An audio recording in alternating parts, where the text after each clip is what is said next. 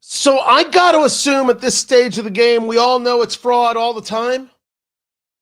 After listening to what took place in front of the House Oversight Committee yesterday, hearing these people from Minnesota say, "Oh yeah, fraud! Everybody knows there's fraud. Oh, Tim Walz knows there's fraud. Your mom knows there's fraud. That side piece your dad has, she knows there's fraud." Oh, I'm sorry. Was I not supposed to tell? Gosh, now I feel terrible. Tony Katz today. What are you doing, everybody? 833 got Tony. 833-468-8669. That is how you get to be a part of the show.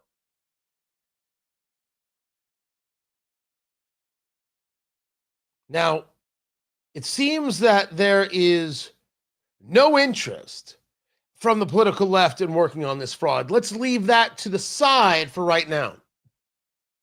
Let's discuss what it is that we know. What we know is that this isn't just Somali nationals.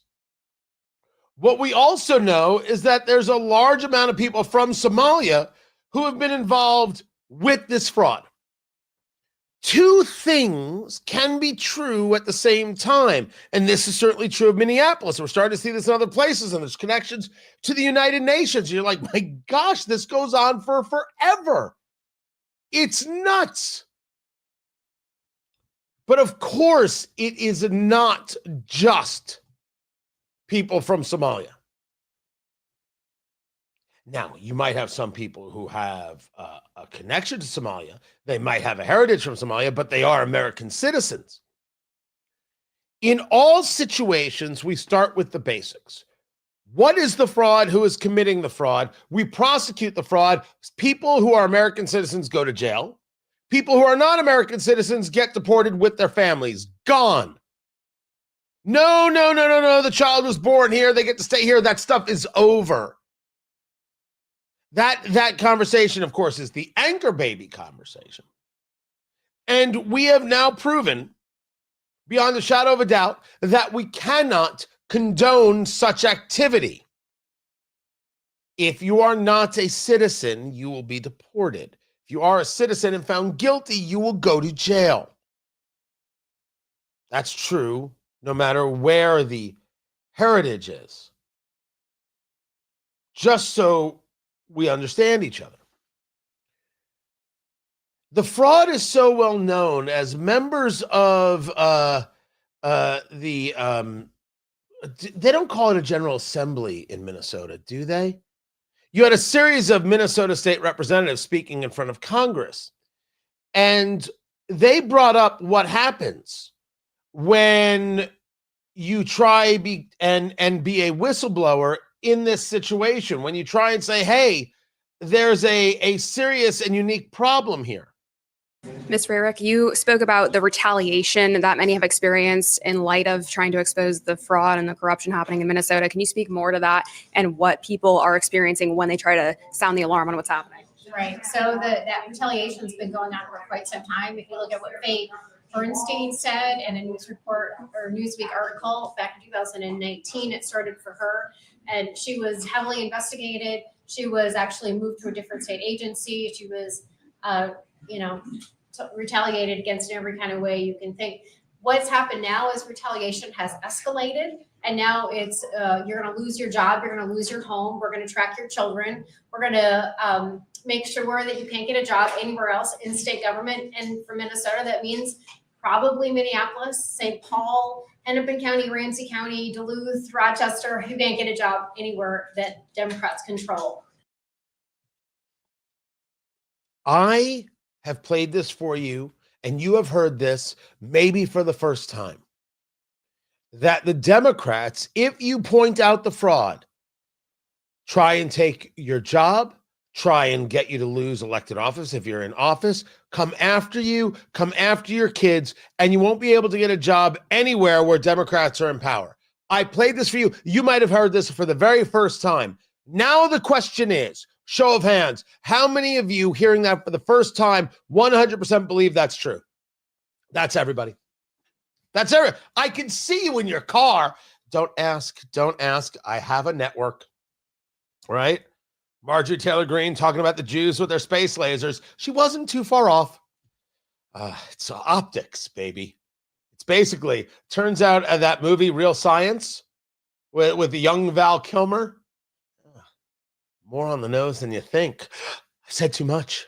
It was Real Genius. It wasn't Real Science. It was Weird Science with Anthony Michael Hall and Wyatt, and then Bill Paxton, who ended up being like the slug guy. That was Weird Science, and then it was Real Genius with Val Kilmer and that other kid who I never knew who that actor was, and I don't think he did anything again. And that is my 80s lore of movies, everybody. Everyone believes it. Everyone knows that this is the way it works. The fraud is the fraud, and you be quiet about it. If you mention the fraud, well, you're just a racist, and you're just an Islamophobe, and you're just a xenophobe, and you're just this. Let's start where we need to start in this whole conversation, because we gotta make sure that we are always on the same page. And so allow me to give a little bit of practical advice, to the extent that they will listen, to the progressive left. Once you see this, you realize, for the progressive, how strong it is not to be called a racist. Now, I really should get Evan Sayet back on the show, because his original dissertations about this, whether we're talking about his book, The Kindergarten of Eden, whether we're talking about his speech to Heritage, which I think to date still, and this was 20 years ago, the most widely viewed speech Heritage has ever had, called Regurgitating the Apple. These conversations, this book, it gets into the idea that there is nothing worse in the eyes of the progressive, nothing more horrifying than being bigoted.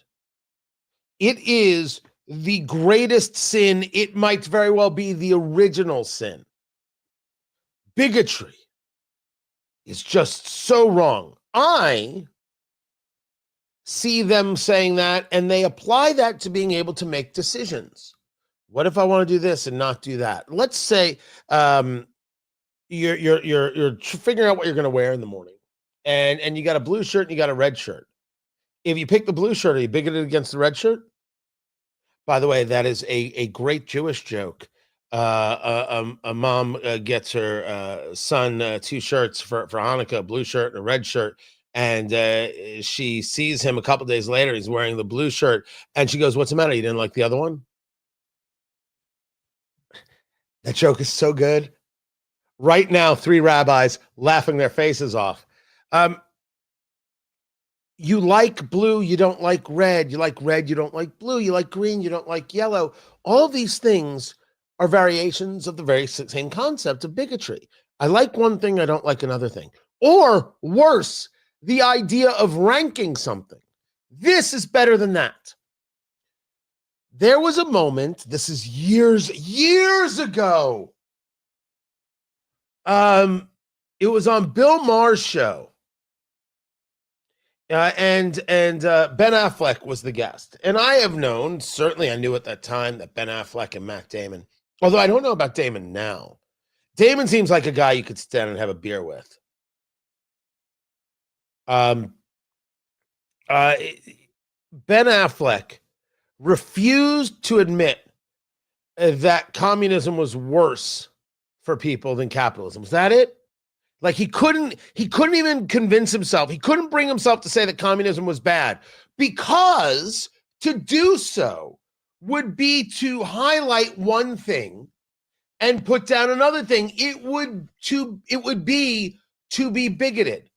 That's what moral relativism is all about. And not what about is a moral relativism. Oh, well, yeah, Iran does kill their citizens, but look what we do in the U.S. In the U.S., you could be a radio host telling Jewish jokes based in the Midwest, and people say, you know, that Tony Katz is pretty funny. There's a giant difference. My God. There's a huge difference. I was going to tell a joke there, but I realized that was probably in poor taste. Can you imagine? That was the joke I decided was in poor taste. The very concept of bigotry is the thing that they are most opposed to. And because they are opposed to it to a point of cult-esque fervor, they can't now be rational. If one thing cannot be better than another thing, well, then they cannot be good judges of what is right and what is wrong. So they don't get into right and wrong. They get into what? Oppressed and oppressor. So now they move into Marx and Marxism, the proletariat and the bourgeoisie, the 99% and the 1%, as Barack Obama put it. And so when we talk about, for example, a group like ICE, Immigration and Customs Enforcement, it's not that they're applying the law because they don't believe that the law should exist because no person can be illegal. And now we are oppressing people who are in the country when they shouldn't be. See how that works? They start with a premise that it's wrong to remove people in the country illegally because the country is wrong because no person should be illegal. Now, the fact that if you can't just walk into other countries and they would throw you in jail for doing so is inconsequential. They take away the moment of a recognition between right and wrong. Unless, of course, when you do it because you're always wrong because you don't agree with them, which is going to bring us to a conversation by a woman by the name of Melanie Phillips about reason. And it's stuff that we've talked about a million times, but I think she did a beautiful job in discussing it. I want to share it with you.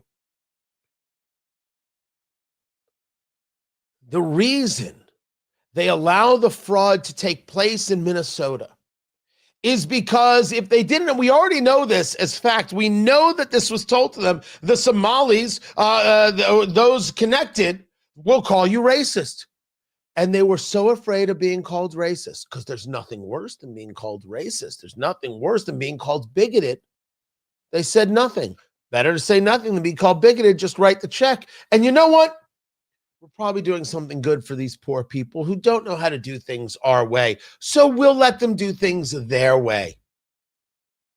You understand the bigotry involved in that, right?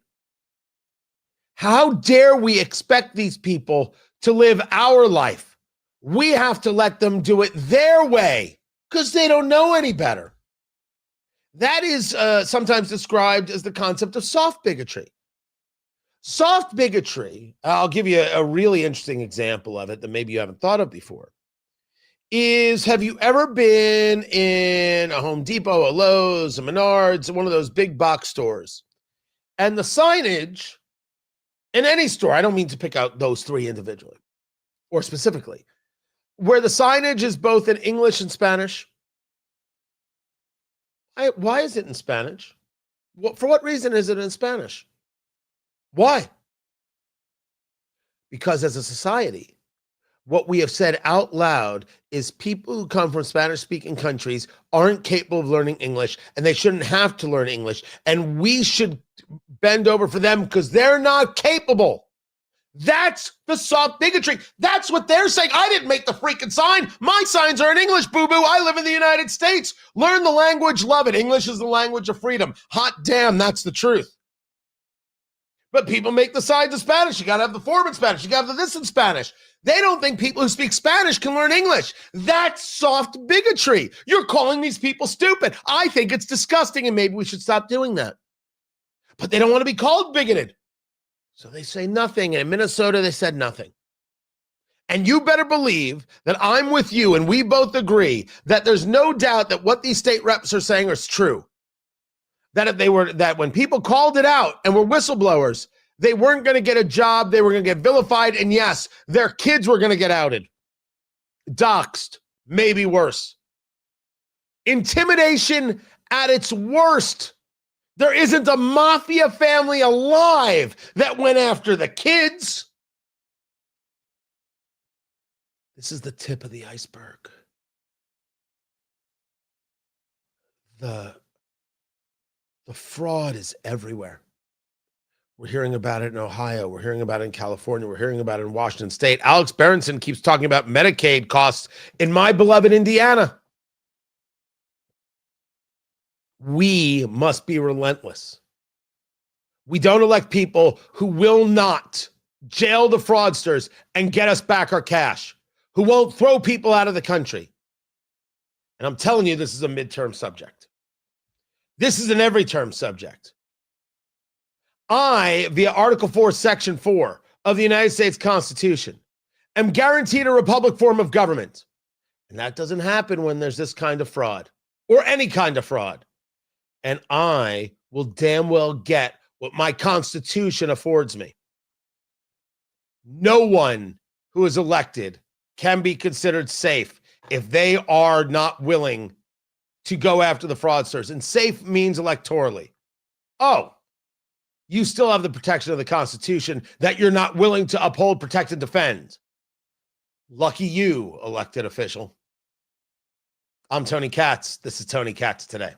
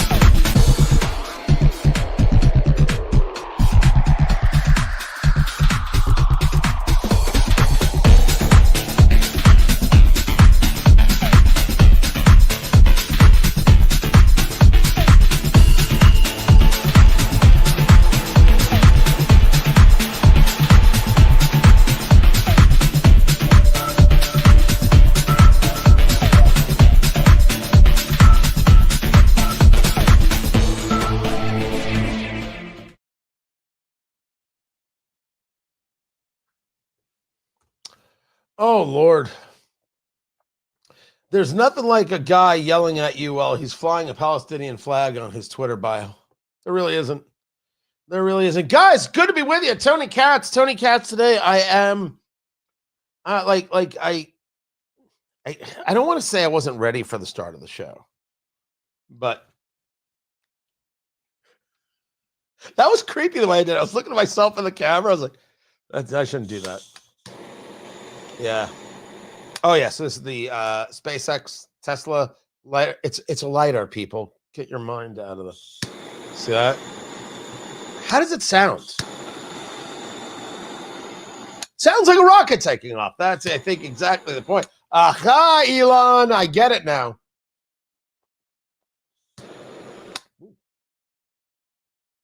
Oh, my God. Did I just light my hair on fire?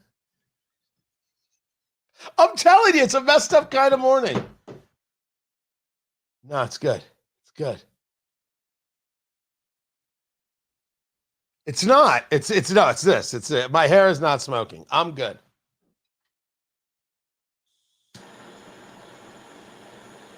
That was awesome. No, if it was, I'd smell it. Yes. I do hairspray before the show. Yeah, that was outrageous. I may have to clip that.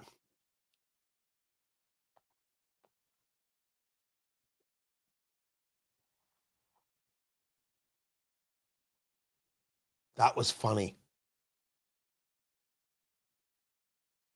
Hold on a second. With all due respect, Joel, I admit that was funny, and I admit that I'm already a little bit off. but no one gets to tell me how to light a cigar. Just no, Joel, we could be friends. No. I forget how big the flame is on this. That's all it was.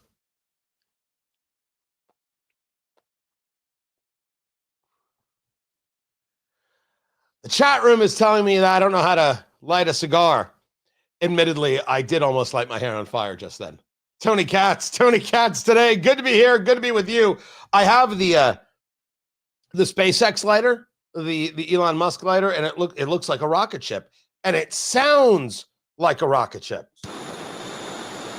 That's the lighter. It's crazy. And so I was a little like out of sorts today, and I lit it, and I was just touching it up while I was puffing on it, right? And I'm using two hands, so I had it in my mouth, and I forgot how far the flame goes up, and I felt it. I felt it on the forehead and in the hair, and we almost had a very good viral video that I'm thankful did not take place and did not happen. Very, very thankful. Meanwhile, you have Kristi Noem, and I've got some more to share from her in a little bit. Kristi Noem having a press conference where she was discussing the shooting that took place regarding Immigration and Customs Enforcement in Minnesota.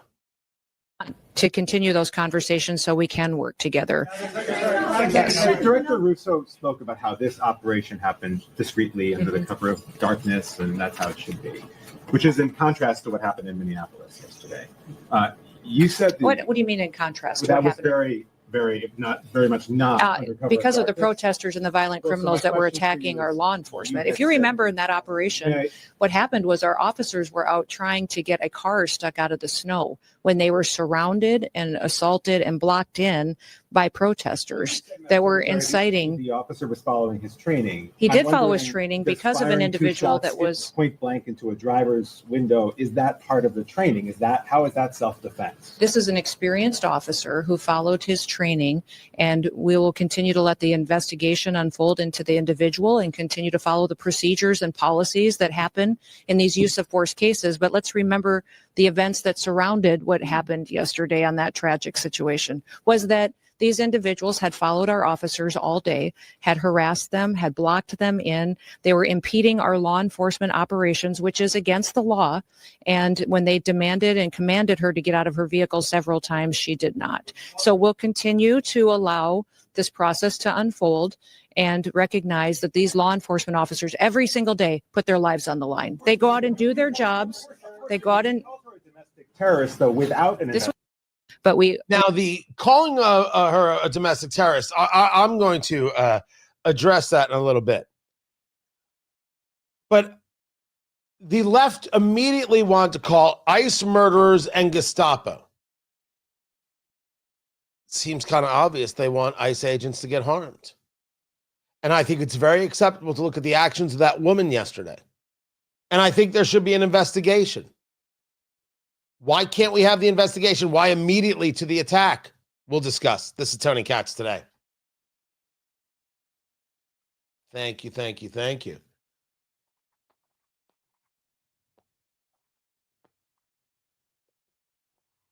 Yeah. Joel, listen to me carefully. If you think that I should be dipping my cigar in brandy, I think that's adorable. I know I shouldn't even engage with this, but it's just it's not even trolling. It's insane. Just stop. Get into good stuff here, would you? Right?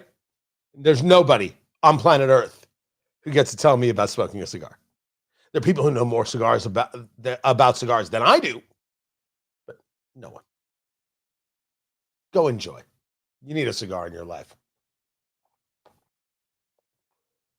This is the Master Blends 3 right here. This is the Robusto, just a simple, easy smoke for the show right here. There is a bunch more to get to. I've got Trump on institutional investing. I want to get into that. What about George Burns? George Burns is dead. That's a great routine. He did. I know George Burns couldn't teach me at this stage about how to smoke a cigar. You do you, George. You do you.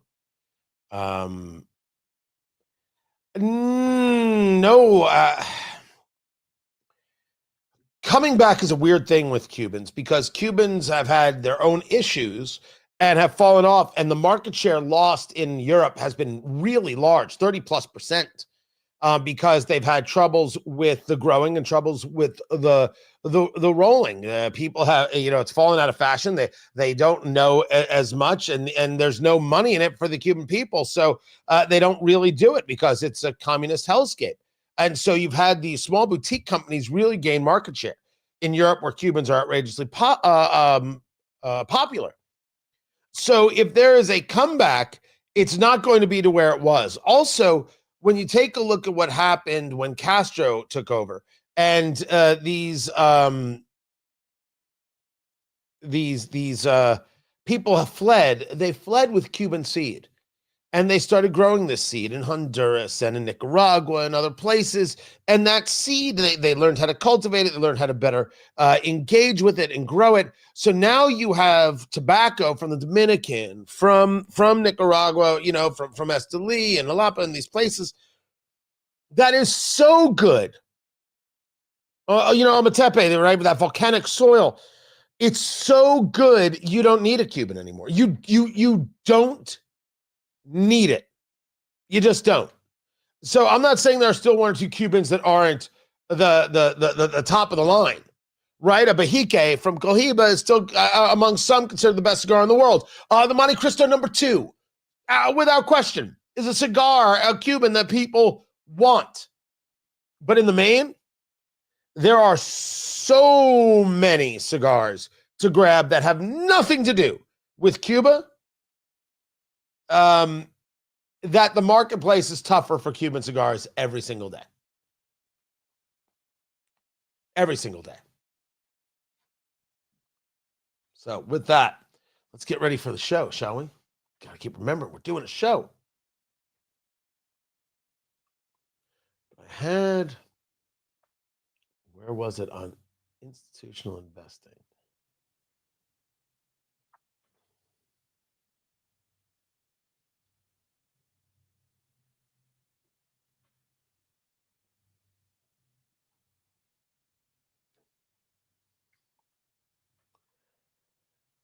Steny Hoyer to retire. Steny Hoyer was Nancy Pelosi's henchman, the #2.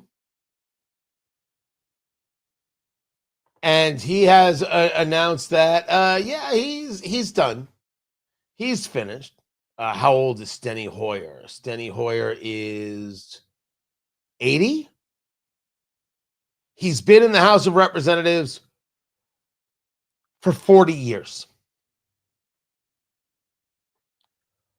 40 years he has been in the House. I'm sorry, I said 80. He's 86. Entered the House in 1981.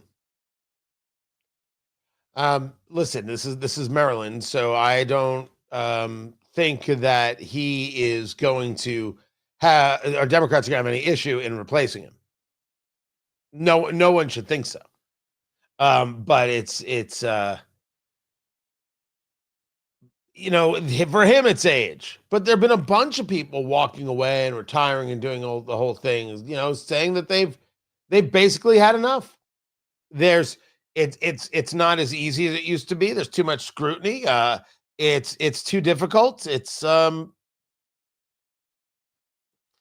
all I know is that a woman by the name of Ilhan Omar walked in being worth like $30,000, and right now she's worth $30 million. So I have to assume that Congress pays well. Outrageously well. But now the story here is about Trump. and institutional investors. You have seen this very possibly in your own neighborhoods. What you've seen is that these companies come in and you'll get these texts. I get them, you get them, these random texts. Hey, you still interested in selling your house? We'd like to make you a cash offer. And then all of a sudden you hear the Price is Right theme. Da-da-da-da. Wait, is that Price is Right? Da-da-da-da. Da-da-da-da-da-da-da-da-da-da. I got to work this out, guys. Hold on. Da-da-da-da. Da-da-da-da-da. Yeah, that's the end theme to Price is Right. Right? After the Showcase Showdown? Yeah, that's it. That maybe I'm right, maybe I don't know. Maybe what's the No Whammy show? Press Your Luck. Maybe I'm just doing that one. So they'll come in and say, "We'll buy your house." And so it's this investor class, and they're buying all these homes, and then they're renting them out. The problem there, as I relight my cigar, the problem there is that those people are not good neighbors. Those people want to be able to turn the dollar. I can appreciate that. And there's a real question about whether or not cities, municipalities could say, sorry, you can't sell to these people. There's a town not too far from me that put forward legislation. You can't sell to investors. Well, it's my house. I can sell it to anybody I dang well please. What are you talking crazy? I can't sell it to people. Now, by the way, I can't say Ruth is making a comment. And by the way, smart poll here. Ripping people off, Zillow is deep into the mess. These are two different things. Zillow went heavy into buying the houses, and they got screwed because the houses were not worth what they used to be worth. Well, that's part of that's investing. You ever buy high and sell low? Yeah, that's happened to me more than once. Feel bad about it. But I can't say they were ripping people off. If people agree to a price, that's not ripping people off. But then again, I'm the guy who believes that there is no such thing as price gouging. There is a price, and if the market will pay it, that's it. That's all there is.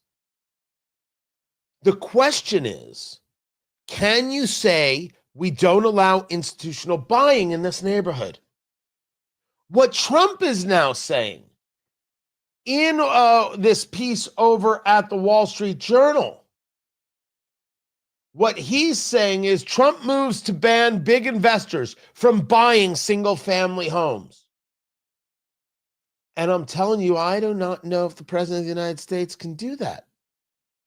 And certainly there's a conversation regarding what is Congress's job in this. And he's calling on Congress. This is a first for Trump. He puts out on Truth Social, I am immediately taking steps to ban large institutional investors from buying more single-family homes, and I will be calling on Congress to codify it.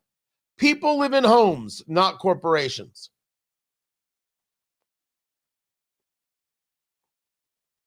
I must admit, I wrestle with this.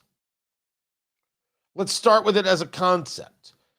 Do we think that the institutional buying of homes in neighborhoods, and really, in many cases, whole neighborhoods, do we think this creates a value? I don't think it creates a value.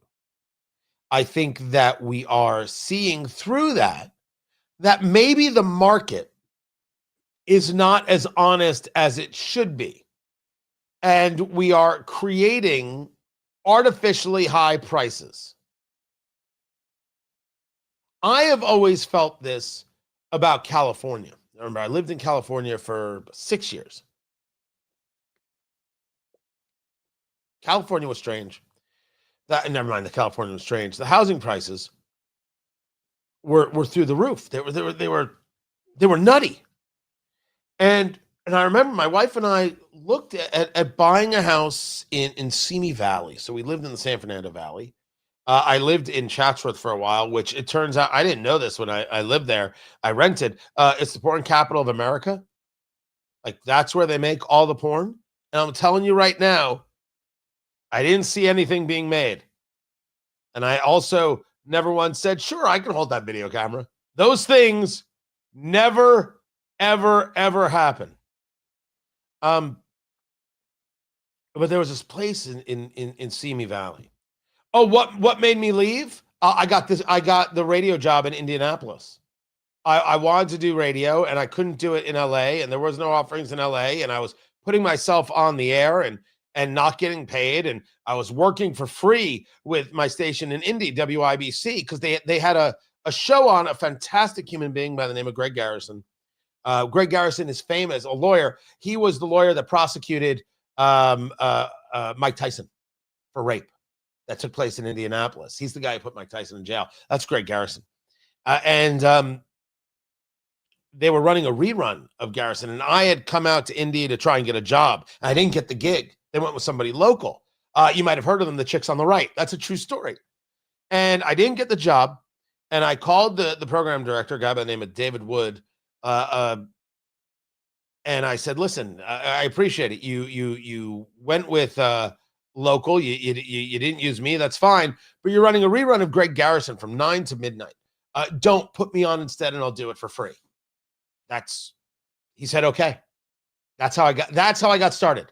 I mean, I was putting myself on anywhere I could put myself on, but how I got started with the opportunity that has led me to here is that I said I would do it for free. That was it. I would absolutely do it for free. So I did it from Los Angeles. I lived in LA and I connected to the station and I did the show like that in the evenings for like 8 months. And then they offered me mornings and I thought they were nuts. And then I moved my family sight unseen to Indianapolis. That's how it all happened. I was willing to do the thing. But I was in LA and saw this house in Simi Valley. It still haunts me how incredible. It's not that the house was overly opulent, but it was beautiful. It was a ranch. But what it was the backyards, if you know anything about California housing, the backyards aren't too big. Like the land isn't too big. The houses don't have that. But there was a fence, and then the mountain went down. And it was this canyon and the mountains, and I couldn't believe that I could afford it. This was before I lost everything. And I tried to buy that house. And luckily it didn't work out because then nothing worked out. Then everything went to bloody hell. And then I got the opportunity here, and my life has been so much better because of it. But I remember saying, this house is crazy expensive. How in the world is a mortgage company going to give me a mortgage? And the realtor and everybody else is like, don't worry about it. What do you mean, don't worry about it? And what I realized was I didn't have to worry about how I was going to afford this house. They had to worry about how I was going to afford this house. They had to make it work. The price was too high. It didn't make any sense. The market was well out of whack with reality. It was fake, false. Everybody wanted to live there? No, I think a lot of people at the time wanted to live there. I don't think everybody wanted to live there. But was that, maybe without my knowing, happening because of other forces, like, for example, this, where you have these institutional investors coming in and buying up homes? How do we get to a place where the government can say, no, you can't sell to them? Now, I understand how the government can say, no, you cannot sell to the communist Chinese. I know how that works. That's a national security conversation. How does it work that I can't sell to a company? Now, I know I see a bunch of people in the chat talking about a group like BlackRock. Okay, what if it's John's House Buying Consolidated, LLC.org? Like, what if it's something like that? And it's a group of dentists, and they're going to buy 42 houses. How do you tell me I'm not allowed to sell to them? How do you get to tell me that I, who owns my property, in a nation that still has property rights because we're not controlled by Mamdani, how do you tell me I can't sell to them? And that's where I get broken, if you will. And I haven't come to a resolution on this. And I haven't heard an argument yet that makes me go, yup, that's the answer right there. Okay, now I get it. Now you've given me the piece that allows me to do the rest. Now, it's different. Carrie, welcome to the show. I appreciate it. It's different than when an HOA has a cap on the number of rentals allowed in a neighborhood, because you are buying the house in the full knowledge of what the HOA is putting down as a requirement. Now, if that should come ipso facto, well, then I have an issue with it, because who are you telling me how I can engage the use of my property? I should be able to do that. And there are also HOAs that say you can't Airbnb it and all sorts of things that come up. That's if you are already given the knowledge of what the rules are. But sticking with this, I think Trump is talking about something that people are talking about and cities are talking about, towns are talking about. I just don't know how you stop it. I do not know if we have a system to do so. Send me anything you want. I'll take the information. Tony@TonyKatz.com. Feel free. Keep it here. This is Tony Katz Today.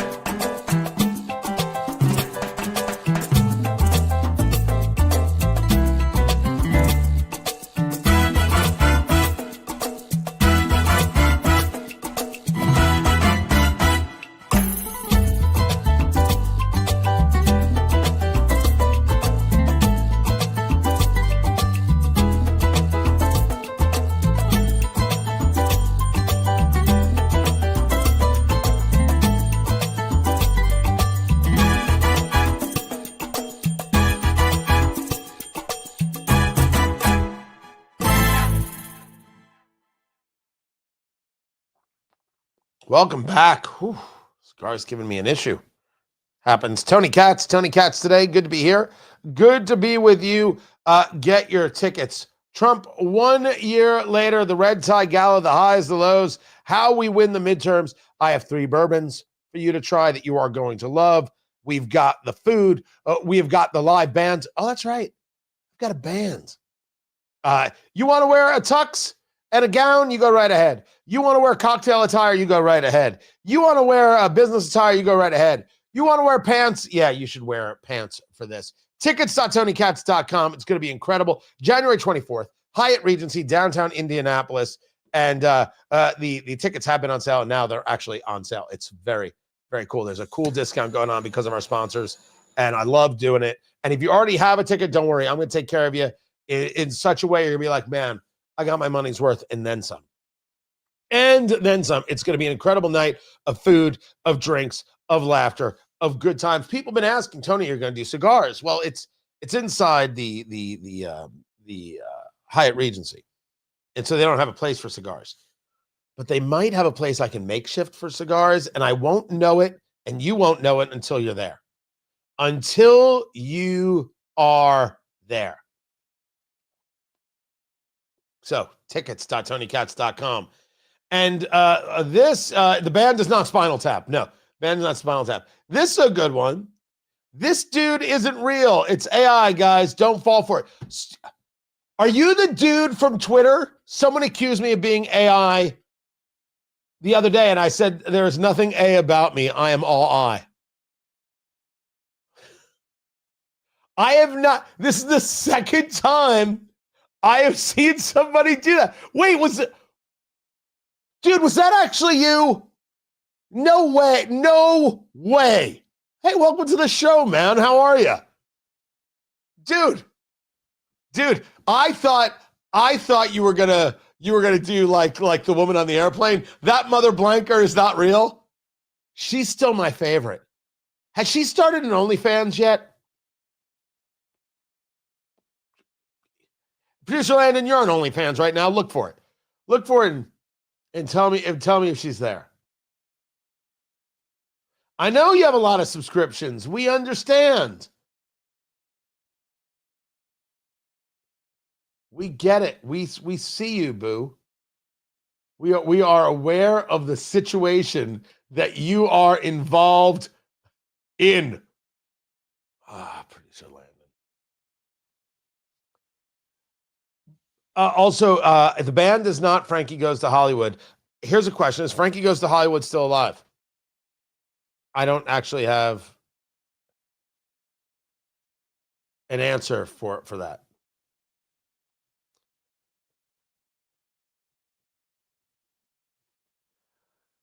So in a press conference being held by Governor Tim Walz, he wants you to know that they may be investigating the ICE agent involved in the shooting there that led to one woman being killed. But we won't ever get the truth. To everyone, Minnesota must be part of this investigation. These are nonpartisan career professionals that have spent years building the trust of the community. There's a BCA Force Investigations Unit that was created by the legislature, by the people of Minnesota, to provide an independent, consistent, and trusted mechanism for investigating the use of force incidents involving law enforcement officers. I favor an investigation. Did I say hello, Tony Katz? Tony Katz today? Of course they should. Just because people on Twitter are like, oh, that's a clean shoot. I think there's a lot there that would exonerate the ICE agent. It doesn't mean I want an investigation. It doesn't make me right. I want the investigation, but listen to the governor. Minnesota has seen our share of these. And what you've seen is, and I have witnessed it during my time, that these professionals have risen to the moment. They are trusted by people.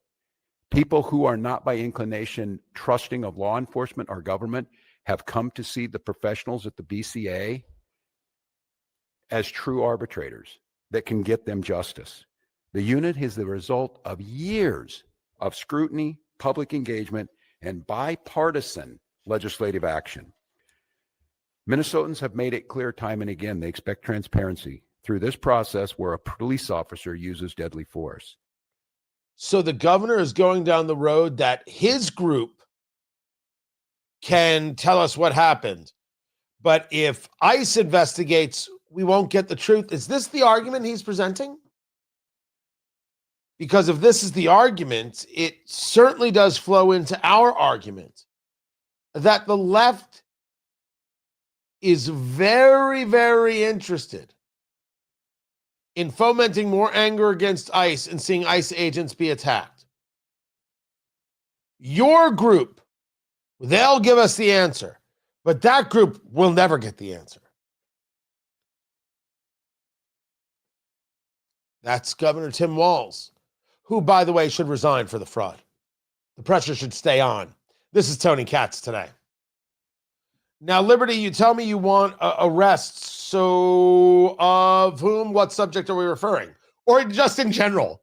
Like, have you reached a level of, you know what? Forget these people. I want that guy in jail, like Maroney from Johnny Dangerously. Tear down that freaking wall, tear down that freaking wall, and tear down that freaking wall. You just want people arrested.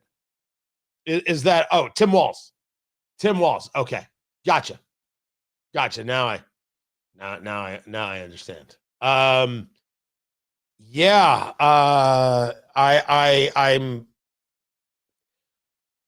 I'm there, but I want everyone involved arrested. And that's where I'm with you, Liberty and Justice. How is it possible we've made this political? And I say that knowing full well. So I was on the air when COVID happened. COVID broke. In those first couple of months of doing the show during COVID, there was no escape. It was madness every day. And so it broke what? January, February, right? And so by about April, by the end of April, beginning of May, I stopped reporting the numbers to my audience because I'm like, this isn't right. We're taking somebody, one of the big examples was a guy dies in a motorcycle accident. He's on a motorcycle, he crashes, he dies, and it gets written down cause of death, COVID. What do you mean COVID? He was in a motorcycle accident. Well, you don't know that the COVID may have distracted him and caused the accident. And you were writing down COVID because you were getting paid, and it was nuts. And so I couldn't believe the numbers. And then it was, we took a virus that we should be working on figuring out together and benefiting the country, and we made it political. And I wasn't Chris Hayes, wearing my fuzzy sweater and softly crying to myself as I watched the rain fall in the street down below my Manhattan condo. But I remember in May, it was like, what kind of country are we? Exactly how broken are we? And the answer is, we are that broken. Now, it's not necessarily true of you and your neighbor. It is true in a larger macro sense. Broken society. Crazy. So here's what's happening. The radio show is in break right now. So we need to be in break. Well, we don't need to be, but we will. We'll take a quick break. I want you to smoke them if you got them. Hang loose. Kick back, relax, do all the things, and we'll be back. We will be back in just a few minutes. Stay right there.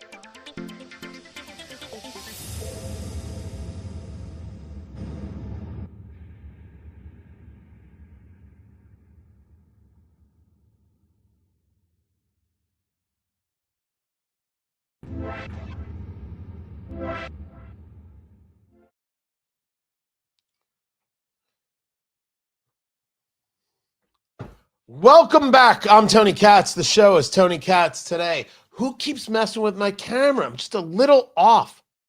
Like, what is the movie where he's like, I can't see. I'm fuzzy. Is that Woody Allen? Is that Woody Allen? I can't remember right now. Can't remember if that is or isn't. Anyway, it's good to be with you. A bunch to get to. I want to break down a little bit more of this ICE shooting, and there's the flat out lie. The lie that was told by Chris Hayes. I want you to hear how it was told to a leftist audience as opposed to how it should be told. I've got that.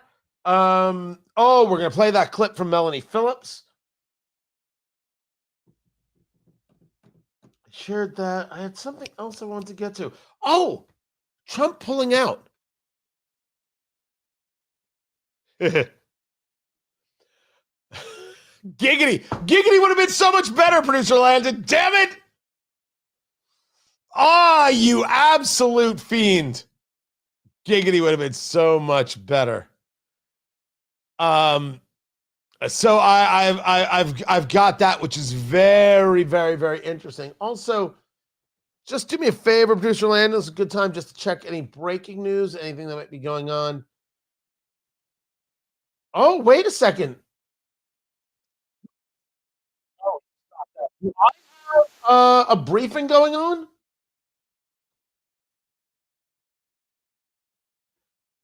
Wait, did this happen already?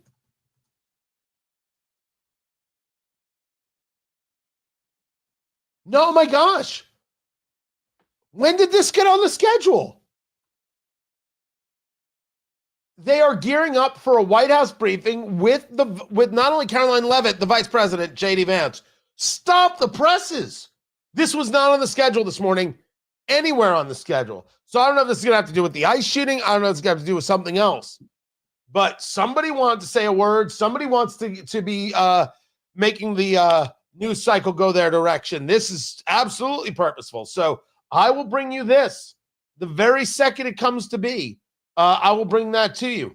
Meanwhile, I'm Tony Katz. The show is Tony Katz Today. Smoke them if you got them, because I have got them in them. I'm smoking them.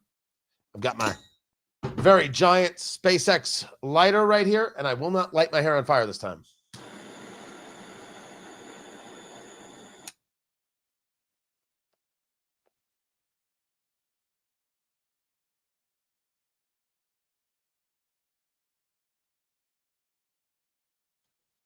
Well, surprise, surprise, surprise, a White House press briefing happening today.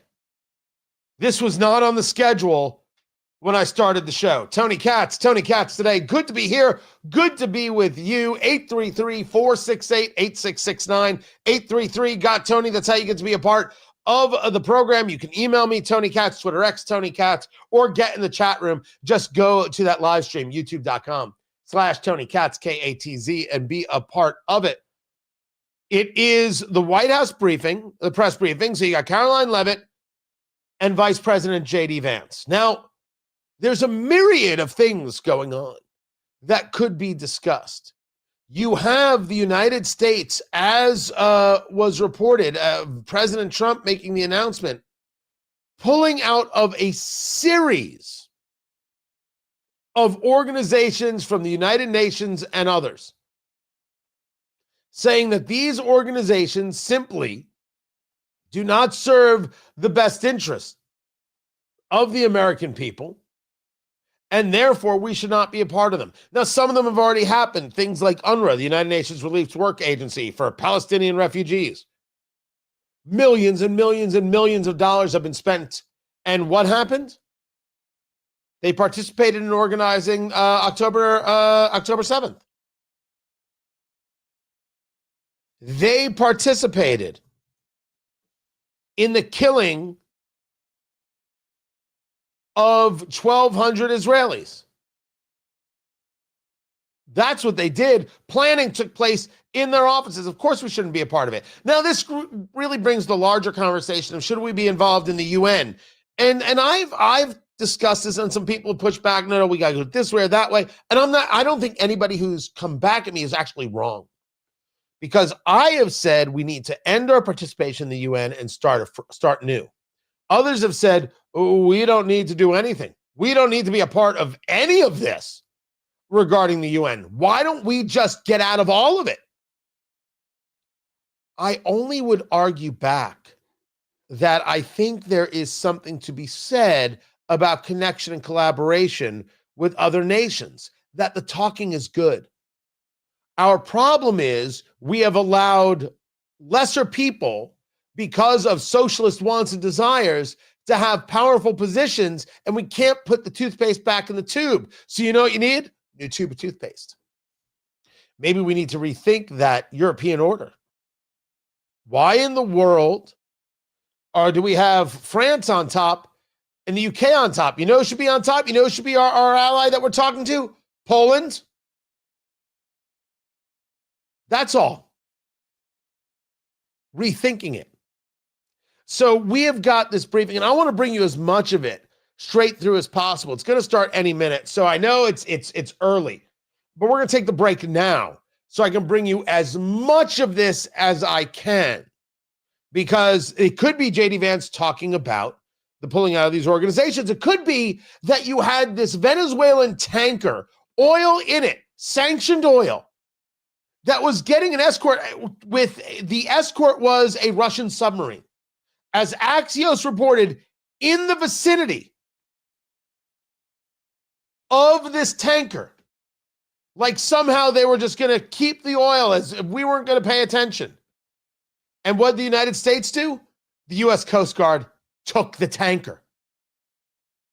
So did the Russians somehow not think that we were serious about all this? Somebody's asking, are we about to see the move of a carrier group to the coast of Colombia? We already know that Colombia is on the president's naughty list.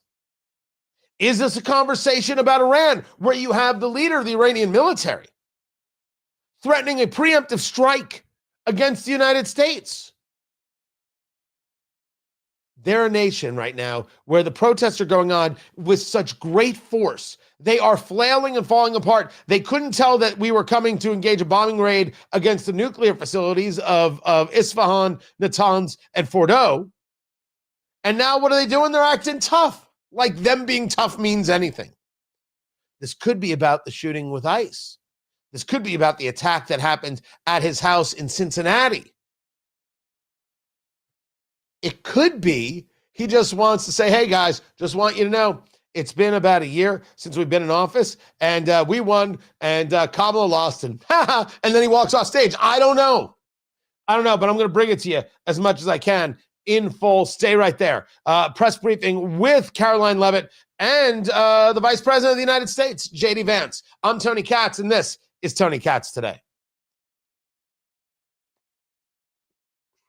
Was not on the list. Every morning and an hour before the show, really 2 hours, C-SPAN is up. By the way, what does it take to do a radio show? Being on C-SPAN 2 hours before you're on the air.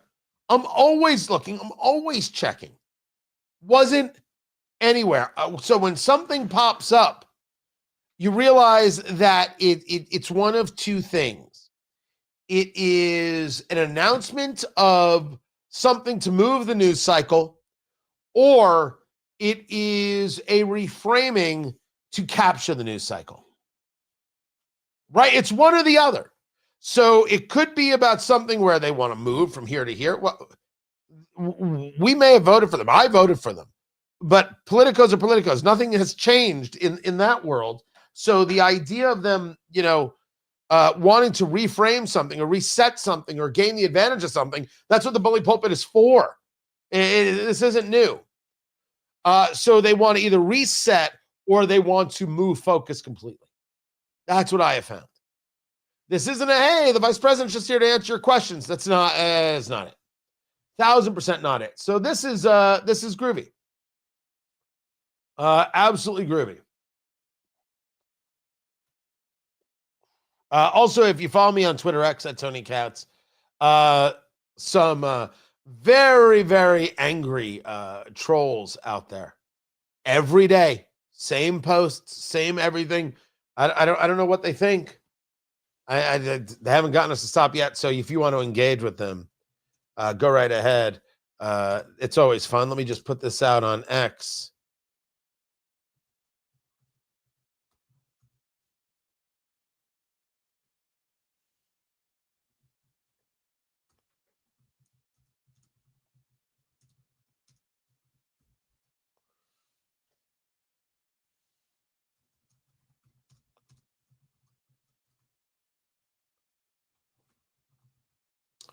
Come on out.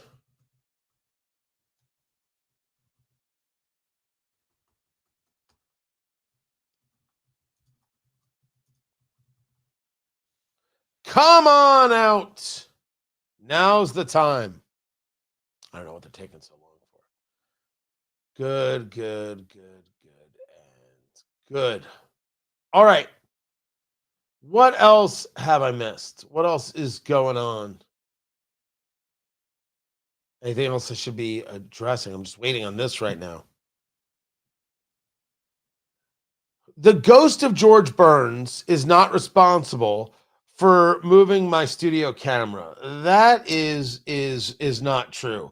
The ghost of George Burns is looking at Gracie and saying, "Want to go again?" If George Burns is wasting his time with me, George Burns is doing it outrageously wrong. Also, I always knew one day that this radio show would turn into a conversation about the ghost of George Burns.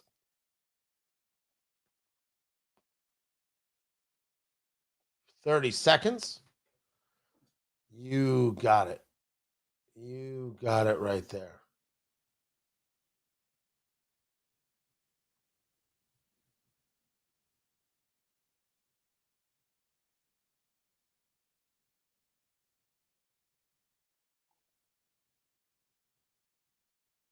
Got it. Got it.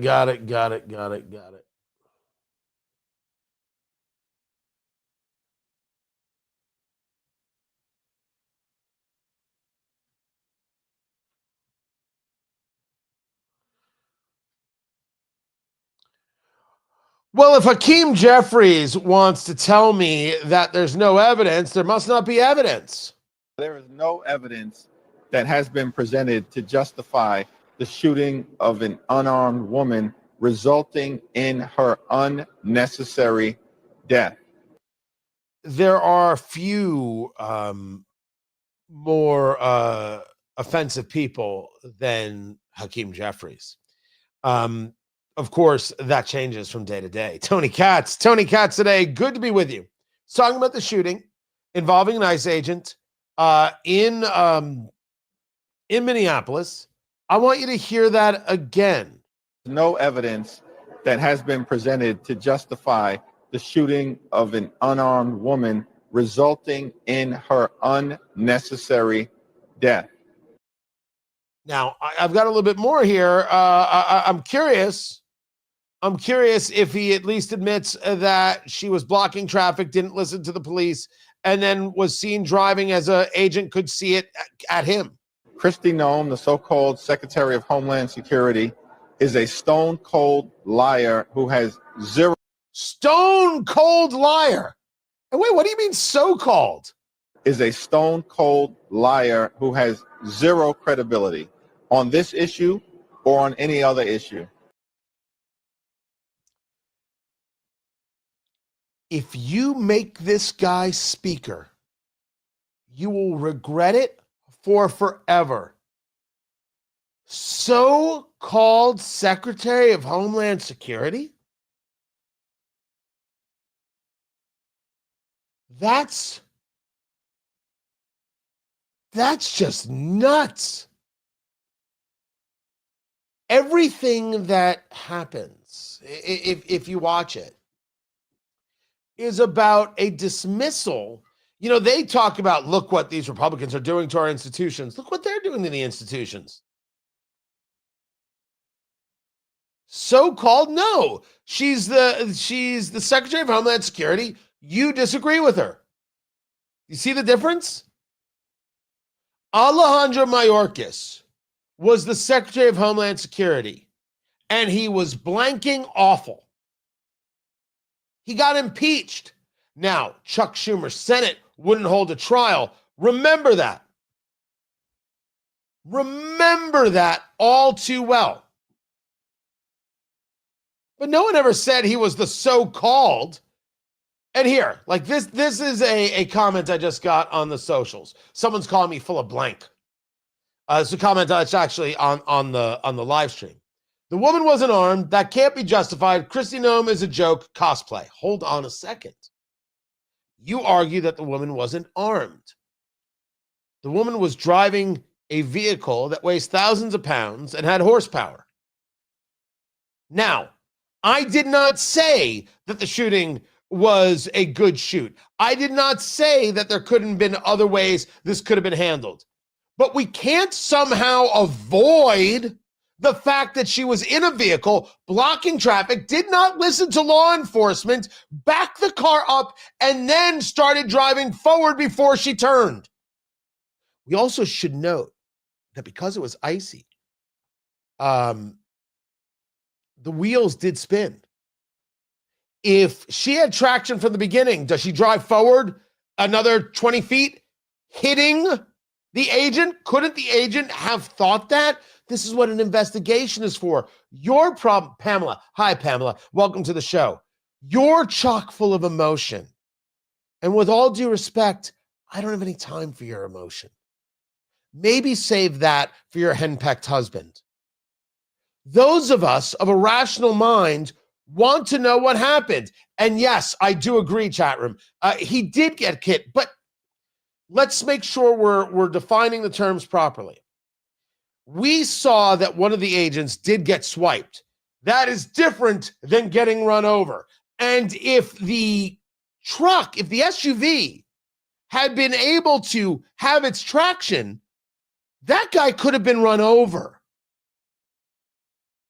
Is that what we wanted? You argue we didn't want the shooting, and I don't disagree with that. I didn't want the shooting either. But are we not going to discuss what this woman did in the process and the blame that may very well belong to her in it? And I am not discounting that this guy, this agent, maybe in an investigation, no, you should have done this, that, and the training says this and that, you should have done this and that. I don't know. And neither do those just commenting on social media because they're angry, because they are filled with rage. You hate Trump more than you like being normal, and you can't see through that. You cannot even begin to allow yourself the opportunity to think about this rationally. Well, that's on you. Me, I'm only going to do this rationally. And when I see Hakeem Jeffries make this radical statement, so-called, he's done this before, so-called Secretary of Homeland Security, like I would like to see the House move against him. I would like to see the House move against him. On the live chat there, the chat on the live stream.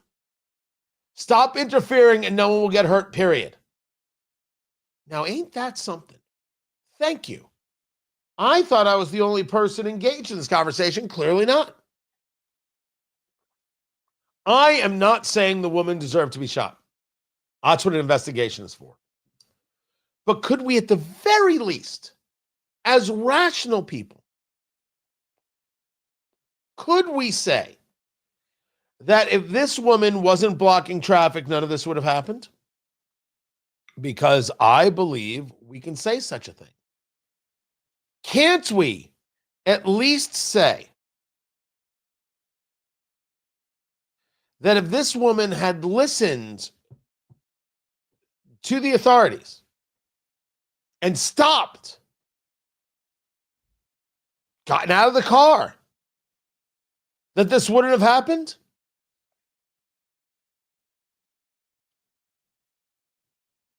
We have two opportunities to recognize that there were actions taken by the driver where if she had just done something else, this wouldn't have happened.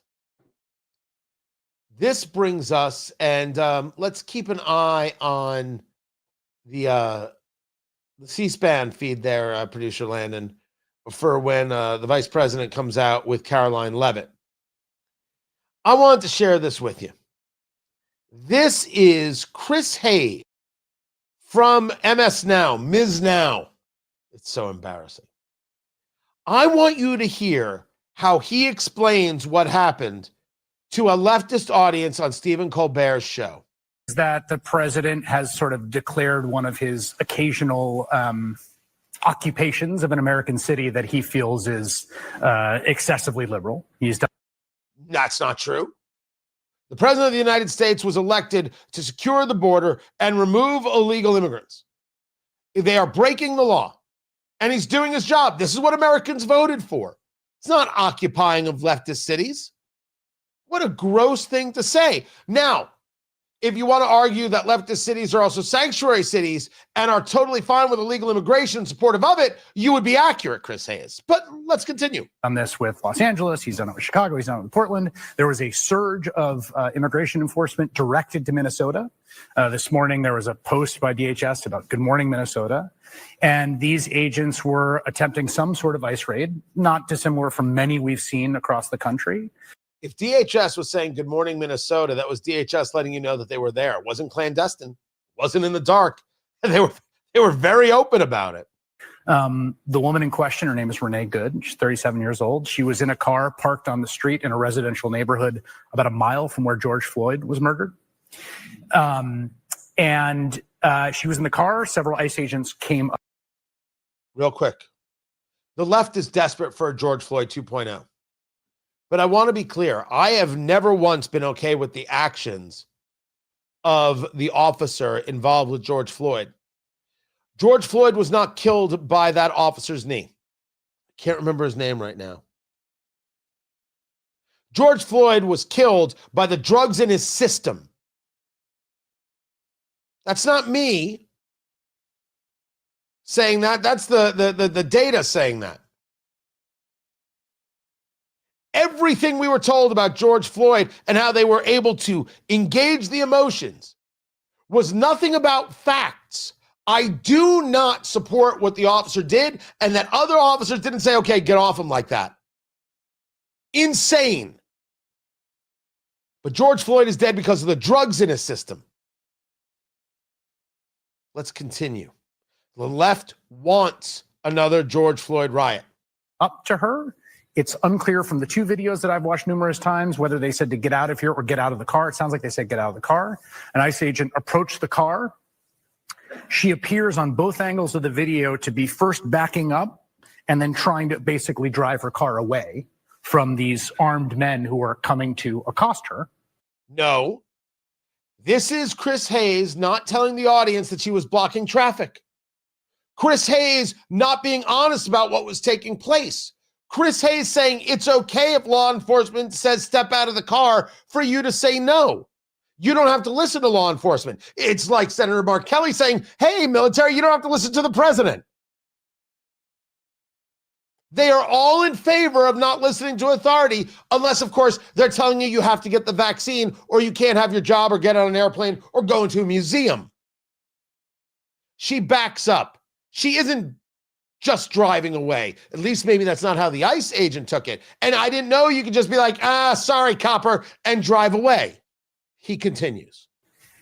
One of the ICE agents is positioned himself right at the front corner of the car He proceeds to fire 4 shots, 3 or 4 shots from extremely close range into the driver's side of the car.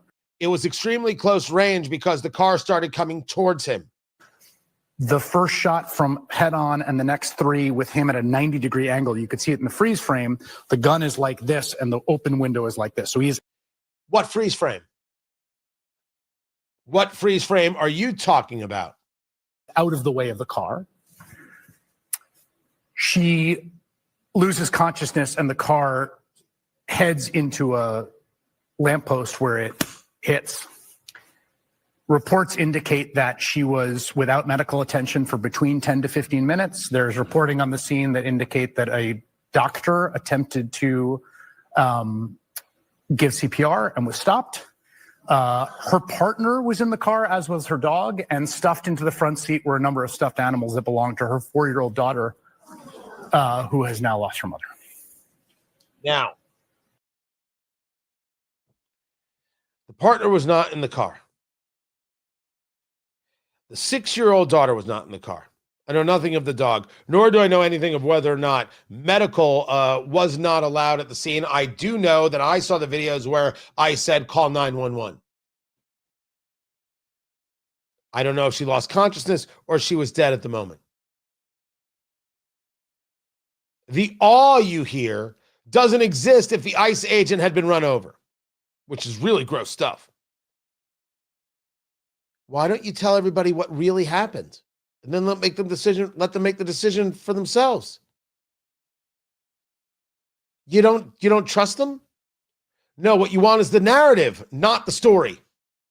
And that is ugly stuff. That's why the mainstream media can't be trusted. Keep it here. This is Tony Katz Today. Find everything at TonyKatz.com. Ken, I hear you, but it's not on C-SPAN yet. It should be any second, I believe, and I will take it right to the good people at C-SPAN. Yeah, I know, but I don't have it on C-SPAN yet. So I'm okay with being a little delayed by about 10 seconds right there. By the way, why did the officer jump in front of the car? Eddie, you're not engaged in an honest argument there. You're not. You're not engaged in an honest argument there. There we go. Now, all right, so I was a little delayed there. So let me now get to this presser right here. Let me bring this up. Actually, let me back up a little bit.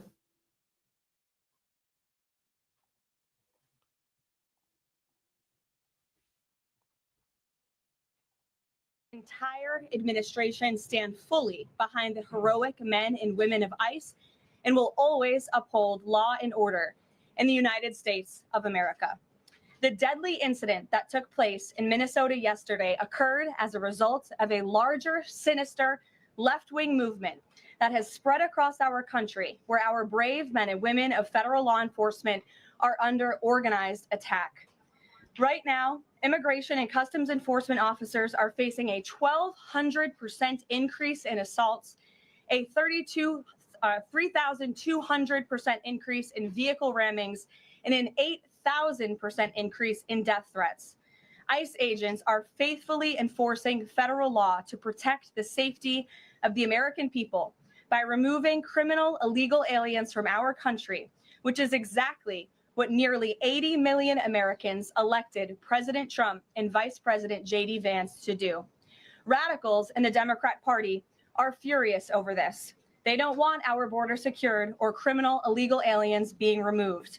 As a result, Democrats are impeding immigration enforcement operations daily, creating extremely heightened and dangerous circumstances that make it nearly impossible for the men and women of law enforcement to simply do their jobs. Democrats are calling to defund federal law enforcement agencies who are protecting public safety. And Democrats are calling to abolish ICE and defund the police. That will never be allowed to happen under this president and vice president. The Trump administration will redouble our efforts to get the worst of the worst, criminal illegal alien killers, rapists, and pedophiles off of American streets. The Department of Homeland Security will continue to operate on the ground in Minnesota, not only to remove criminal illegal aliens, but also to continue conducting door-to-door investigations of the rampant fraud that has taken place in the state under the failed and corrupt leadership of Democrat Governor Tim Walz. Taxpayers have been ripped off to the tune of billions of dollars in this one state alone, and that is going to end, and people are going to be held accountable. The Trump administration has activated thousands of federal agents, doubled the number of U.S. attorneys in the DOJ office in Minneapolis, and surged resources to hold fraudsters accountable and demand justice for law-abiding American taxpayers and citizens across our country. And that's what brings the Vice President out here with me today to discuss all the Trump administration is doing and to make an additional important announcement on this front. So please, Mr. Vice President, will be joining us now. Thank you. Hold right there. Let the radio audience come back, and we'll take this directly.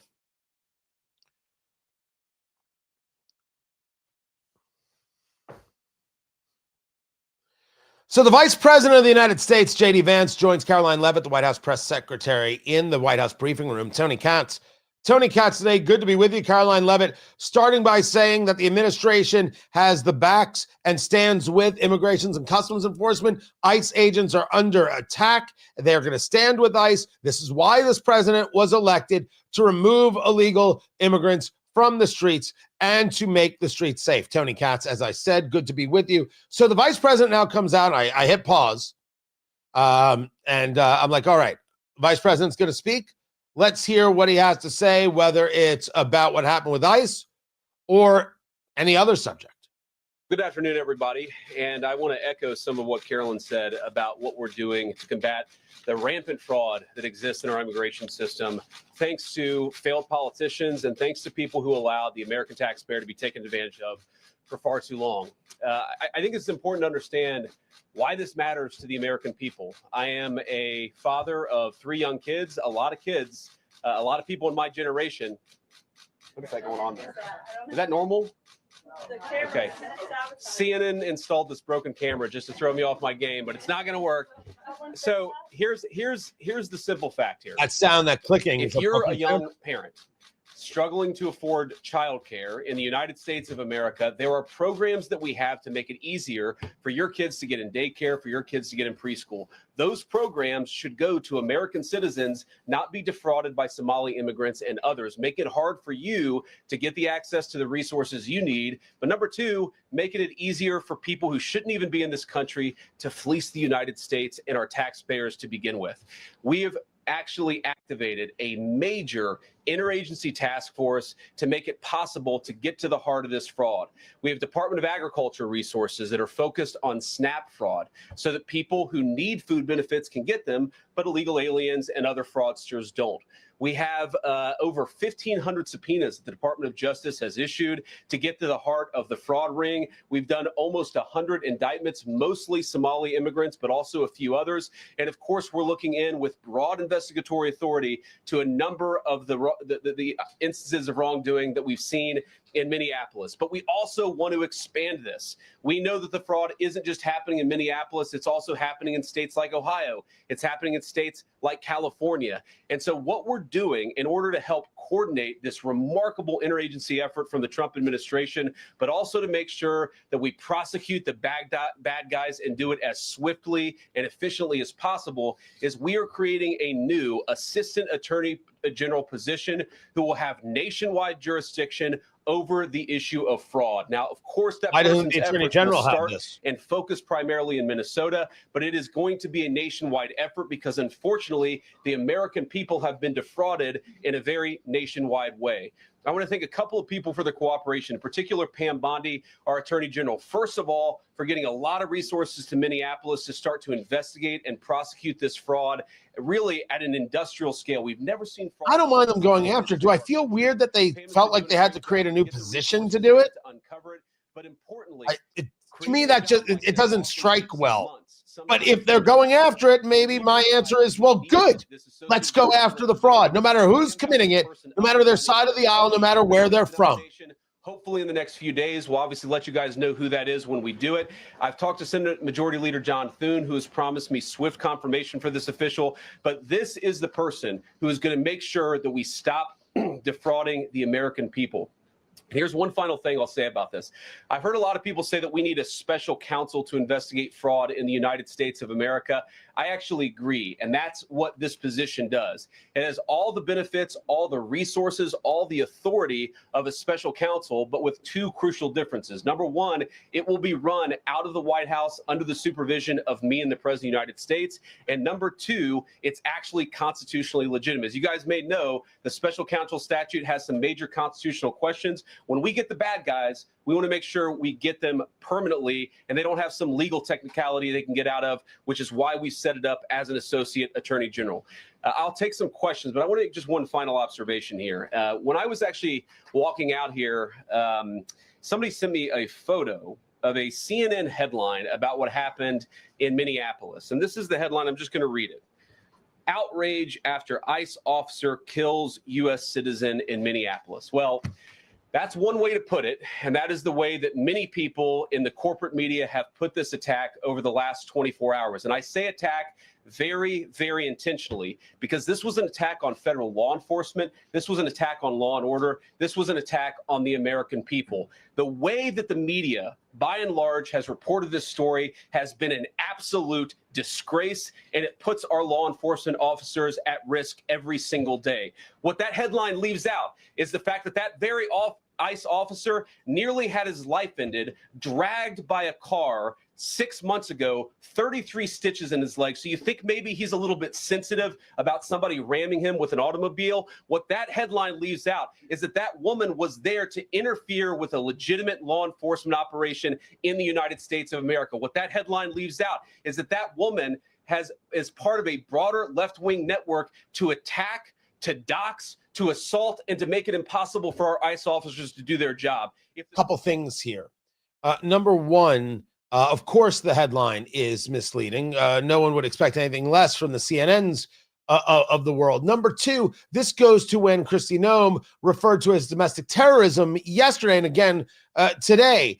This is the White House getting into the messaging game like the left does. And one of the things you're going to see from the left is legal observer. Something you're going to see from the left is innocent woman. The White House is saying, no, you don't get to paint this your way. We're going to paint it our way. Domestic terrorism. And we're going to come out strong against your narratives, and we're going to beat you over the head with it. What I would say to the vice president is, if this guy was hit by a car 6 months ago and had 33 stitches, that is awful and goes to how ICE agents are being attacked. But if he's sensitive, he shouldn't be on the streets. You're doing him a disservice by saying that. Which is weird, because in any other parlance, the left would be like, aren't you sensitive to this? Aren't you sensitive to that? In this situation, that one doesn't play. So at least doesn't for me. Now to the Q&A. Can you comment on his rhetoric and Mayor Jacob Frey and whether they want to see unrest in Minneapolis? Well, that's very tough rhetoric from a guy who just quit because his fraudulent activities have been uncovered. Look, Tim Walz is a joke. His entire administration has been a joke. The idea that he's some sort of freedom fighter, he's not. He's a guy who has enabled fraud and maybe, in fact, has participated in fraud. That's what this new assistant attorney general position is going to find out. I don't care what Tim Walz says. I care about getting to the bottom of this fraud for the American people, and I care about enforcing the nation's immigration laws. That's what we're going to stay focused on. Unrelated question here. I mean, Democrats have accused ICE of murder. They've said they're targeting Americans. They told ICE to get the F out of Minnesota. This is going to stoke the fire against ICE agents, and you're talking about ICE agents right now and being concerned about them. What, if anything, is the administration going to do to make sure these folks are protected during this protest? But also, should DHS sort of revisit their procedures here? I mean, nobody wants to see an American killed. Are there changes that need to be made to make sure something like this doesn't happen again? Look, first of all, of course, nobody wants an American citizen to be killed. This is absolutely a tragedy. But it's a tragedy of the making of the far left. They have radicalized a very small segment of the population, taught them that ICE agents are engaging in wide-scale violation of people's rights. What our ICE officers are doing is deporting the millions of criminal aliens that were let in during the Biden administration. So number one, we have to say, as a matter of leadership, and I would appreciate if the Democrats would join me on this, let's be honest about the fact that we have way too many illegal aliens in this country. Our ICE officers should be supported in doing their job. You're trying to actually marshal the far left lunatic fringe to engage in doxing, to try to make it impossible for them to enforce the law, and in some cases actually to engage in acts of domestic terrorism against our law enforcement officers. When you talk about different plans, different protocols, different policies, I forget exactly how you asked the question. Here's the simple fact. What we're going to do is make it easier for the American People's Administration to enforce the American People's law. And that means that Democrats have to stop rallying the mob against legitimate law enforcement operations. And that means that we are going to get tougher. And that's what this AAG position is about. We're going to get tougher at the people who are defrauding the United States by inciting violence against our law enforcement officers. That's one of the things that we're going to do. We've already started that work at the Department of Justice, but we're going to keep on doing it. And this new AAG position is going to kick that into high gear. Vice President Vance, you just suggested that this woman who was killed, Renee Good, is part of a broader left-wing network. Who do you think is behind this broader left-wing network? Well, it's one of the things we're going to have to figure out. But here's the way that I put it. When somebody throws a brick at an ICE agent, or somebody tries to run over an ICE agent, who paid for the brick? And who told protesters to show up and engage in violent activity against our law enforcement officers? You see, just with this most recent terrible incident in Minneapolis, you see friends of this woman's or other people who are eyewitnesses saying basically that she was there to engage in obstruction of a legitimate law enforcement operation. How did she get there? How did she learn about this? There's an entire network, and frankly, some of the media are participating in it, that is trying to incite violence against our law enforcement officers. Well, that's undoubtedly It's ridiculous. True. It's preposterous. There are people and part of our desperate investigatory work violence. is getting to the bottom of They it. want the Who's funding fight. They it? want Who's George Floyd supporting it? 2.0 Who's riots. generating it? And of course, Unquestionable. there's a little That activity part from is us, related to that. unquestionably true. We're going to get to the bottom of that and prosecute it where we can. Vice President, thank you for taking questions today. Is there a risk with you describing her as a deranged leftist, talking about very specific facts of these events, when an investigation is just beginning? Are you preempting a thorough investigation by drawing such conclusions? And have you received any information beyond the videos we've Creating seen the publicly office in about the this AG and the individual, DOJ her is not a bad specific idea. acts that has informed your point of view? Well, first of all, the Department of Justice is going to investigate this. The Department of Homeland Security is already investigating this. But the simple fact is, what you see is what you get in this case. You have a woman who is trying to obstruct a legitimate law enforcement operation. Nobody debates that. You have a woman who aimed her car at a law enforcement officer and pressed on the accelerator. Nobody debates that. I can believe that her death is a tragedy, while also recognizing that it's a tragedy of her own making and a tragedy of the far left who has marshaled an entire movement, a lunatic fringe against our law enforcement officers.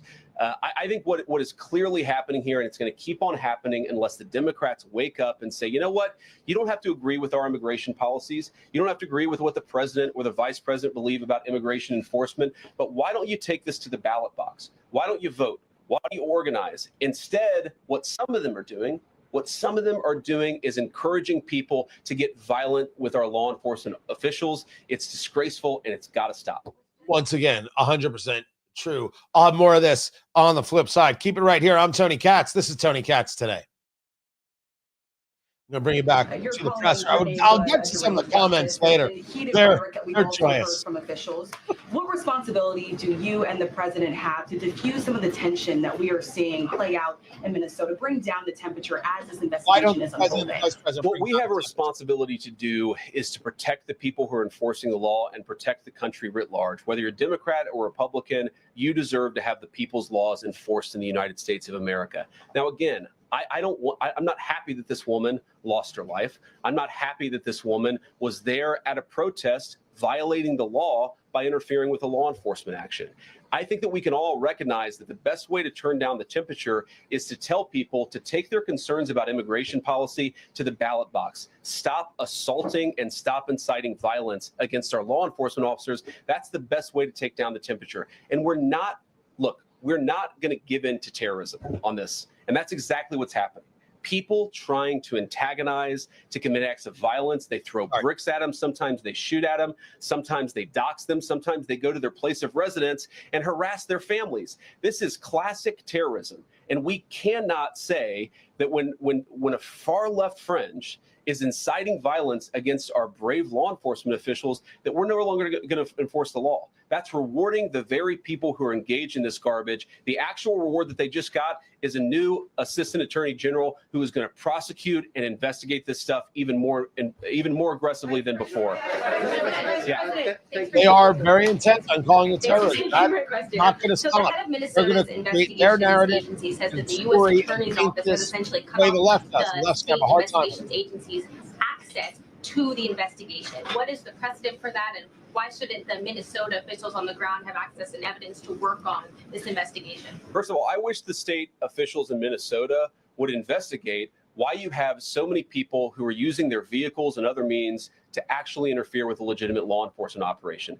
The precedent here is very simple. You have a federal law enforcement official engaging in federal law enforcement action. That's a federal issue. That guy is protected by absolute immunity. He was doing his job. The idea that Tim Walz and a bunch of radicals in Minneapolis are going to go after and make this guy's life miserable because he was doing the job that he was asked to do is preposterous. The unprecedented thing is the idea that a local official can actually prosecute a federal official with absolute immunity. I've never seen anything like that. It would get tossed out by a judge. So what I'd like Minnesota to focus on is the real issue that they're encouraging people. Minneapolis officials are encouraging people to commit violence against ICE officials. It's ridiculous. It's got to stop. Go ahead. Mr. President, thank you. You said earlier that there's a left-wing network to attack, to dox, to assault, and make it impossible for ICE officers to do their job. You told my colleague just now that there's an investigation going on into that network. Yeah. So if everything that you say is true, how does being part of that network justify being shot? Well, being part of the network doesn't justify being shot, but ramming an ICE officer with your car, that's what justifies being shot. It's not a good thing, by the way, but when you force somebody to engage in self-defense, it's almost a preposterous question. I'm not saying that funding some of this stuff justifies capital punishment. Nobody would suggest that.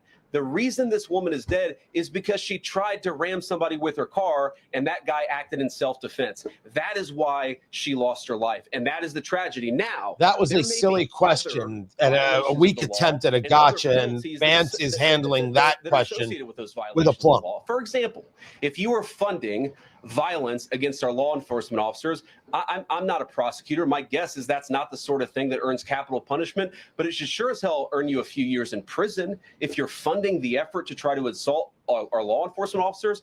What is, I'm sorry, guys, what's going on here?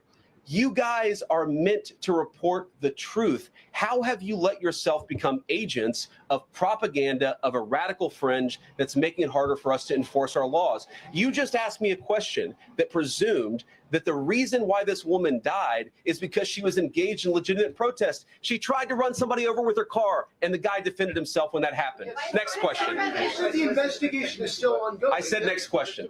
Mr. Vice President, I mean, you presumably watched the video yourself. There's not the slightest doubt in your mind, having viewed it, that the victim, you still believe that she deliberately tried to ram him despite seeing this video? Look, I don't know what is in a person's heart or in a person's head, and obviously we're not going to get the chance to ask this woman what was going on. What I am certain of is that she violated the law. What I'm certain of is that officer had every reason to think that he was under very serious threat for injury or in fact, his life. What I'm certain of is that she accelerated in a way where she ran into the guy.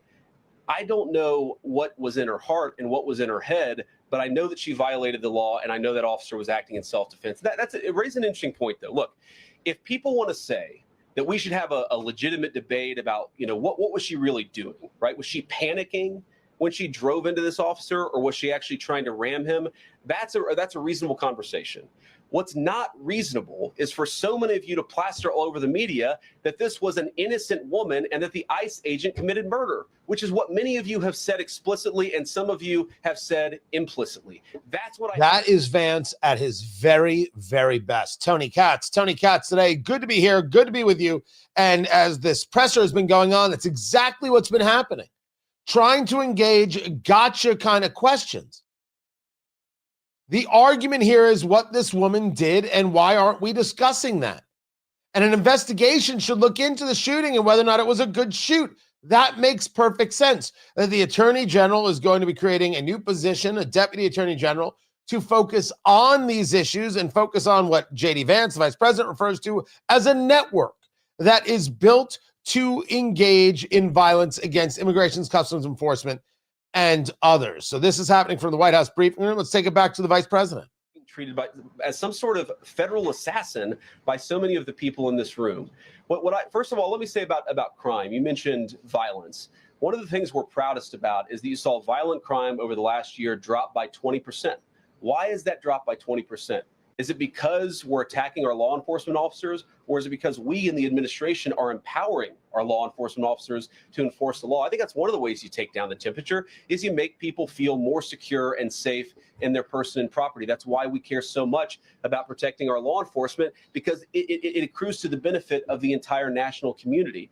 I think that we can absolutely talk about the ways in which, we can lower the temperature by discussing differences in a reasonable and rational way. Again, I'm happy to talk with any congressional Democrat or any of you about our immigration policy, about why I think it's necessary, about why I think it's in the best interest of the country, about why the President of the United States was elected to actually enforce the border for the first time in at least 4 years.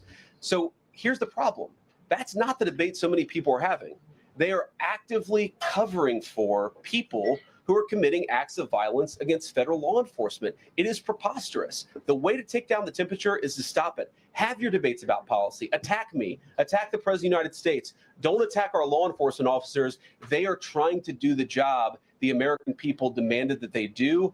They are not policy actors. They are enforcing the law. They should be treated with a modicum of dignity and respect. And the fact that they're not is why incidents like yesterday happened. The one final point I'll make about this is, look, there's a part of me that feels very, very sad for this woman, not just because she lost her life, but because I think she is a victim of left-wing ideology.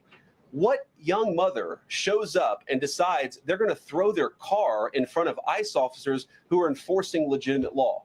You've got to be a little brainwashed to get to that point to where you're willing not just to protest, that's fine, not peacefully protest, but throw your vehicle in front of legitimate law enforcement officers. And that brainwashing is what we were discussing earlier. The left did this with President Trump.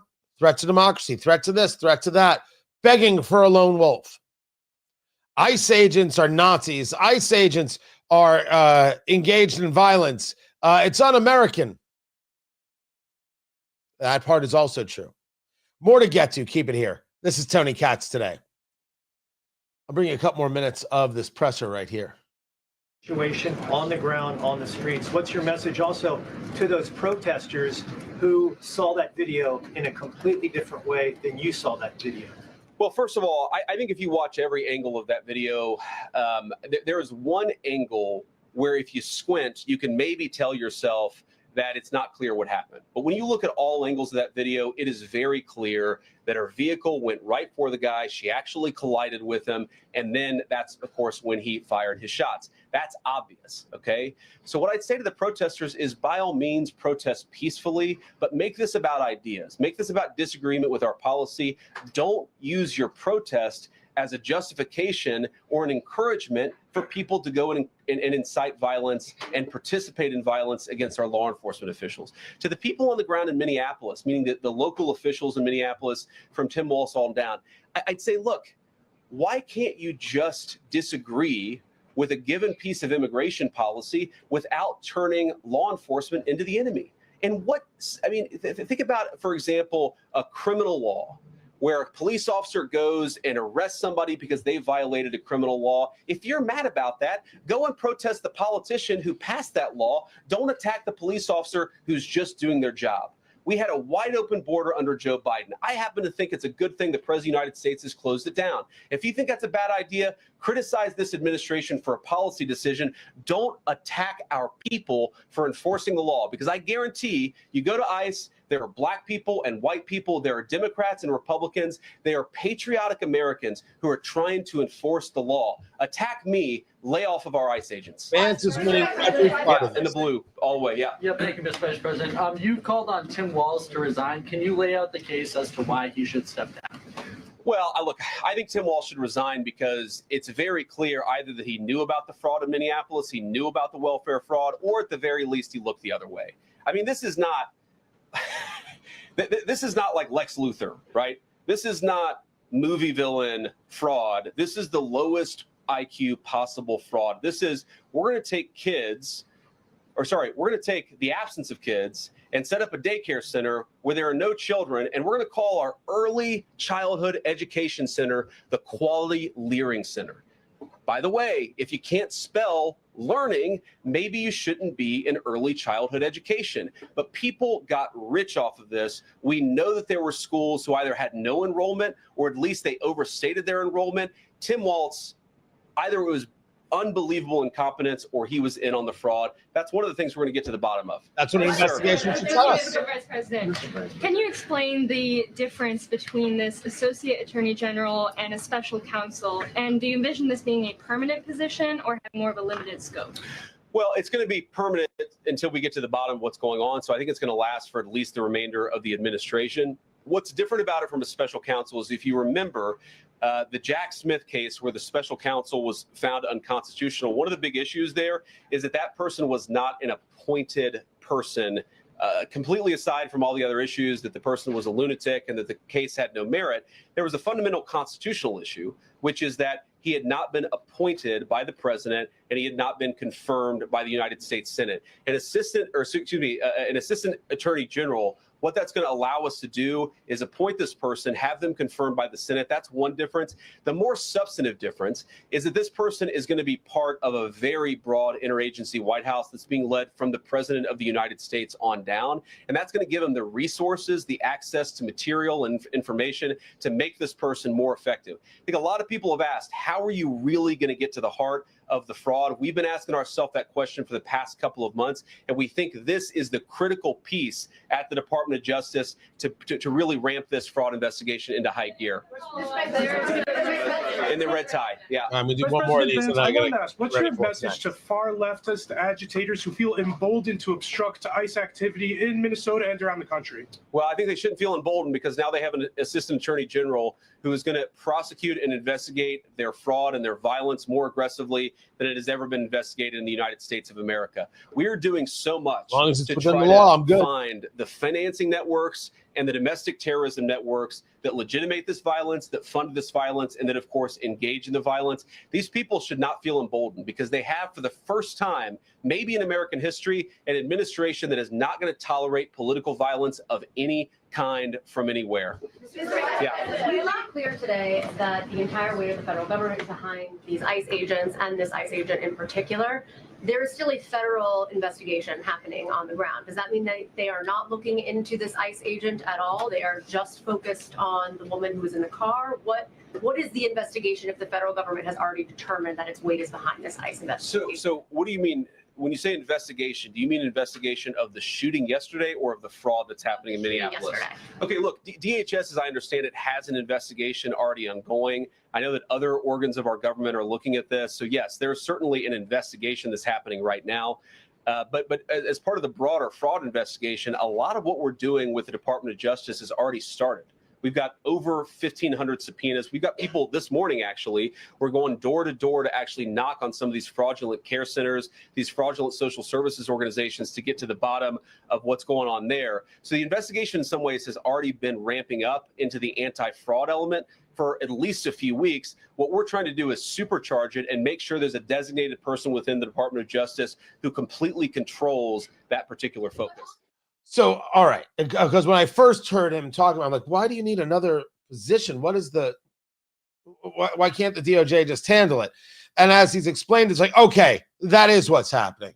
You just have a point person, but this is the DOJ handling the thing.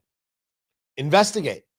But, you know, when you say investigate more aggressively than ever before, within the confines of the law, please. I am not interested in showing the man and I'll show you the crime. I'm interested in investigating the crime and see who is guilty of it and then prosecuting those people. And yes, if they're citizens and they're guilty, jail. And if they're not citizens and they're guilty, deportation. That's my take, and I'm sticking with it. Guys, I appreciate you being here. I got to run. I got to get ready for what's next. It's coming up really, really quick. Go to WIBC.com, and you can listen to the rest of the show. I'm going to let that press conference continue. I'm going to get into some other subjects really quick. I appreciate you guys very, very much, and we will talk again tomorrow. Guys, thanks so much for being here. I really appreciate it. Take care.